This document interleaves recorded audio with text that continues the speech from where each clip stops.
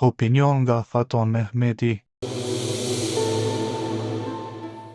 Një nga arsyet pse LDK-ja nuk hyn në koalicion është edhe zgjedhja e presidentit të vendit, përkatësisht paqartësia se kush do të jetë kryetari i ardhshëm i shtetit të Kosovës.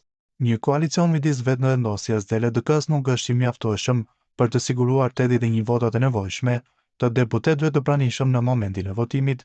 Këtë e ka deklaruar disa herë edhe vetë kryetari i LDK-s, Lumia Abdixhiku, diçka që është kaluar në heshtje nga opinioni publik, po që rezulton të jetë pengesa kryesore për një bashkëpunim midis tij dhe Albin Kurtit. Lumiri e di shumë mirë se në çdo kalkulim për presidentin e vendit nuk mund të anashkalohet Vjosa Osmani, për shkak të peshës së madhe që ajo ka te elektorati, gjë të cilën LDK-ja e ka paguar shtrenjtë më herët. Prandaj ai heziton të ndërmarrë veprime që mund të jenë të rrezikshme politikisht, koston e të cilave nuk është i gatshëm ta përballojë. Në anën tjetër, Vjosa jo zyrtarisht ka nisur fushatën e saj për një mandat të dytë në krye të shtetit përmes proklamimit të njohjeve të fundit, ndonse pa një dakordim me kryeministrin Kurti. Kryetari i partisë më të madhe në vend hesht, duke lënë gjërat në amulli dhe hapur mundësi të mëdha për interpretim.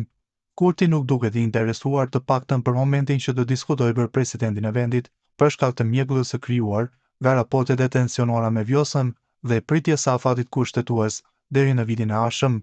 Kjo paqartësi po pengon gjithashtu arritjen e një koalicioni midis vetëvendosjes dhe LDK-s, duke rezultuar në dështimin për të 14-ën herë të konstituimit të kuvendit. Besoj se Vjosa, Kurti dhe Abdixhiku duhet të ulen bashkë për të qartësuar kandidatin e përbashkët për president. Arritja e një marrëveshjeje do të zhbllonte kuvendin,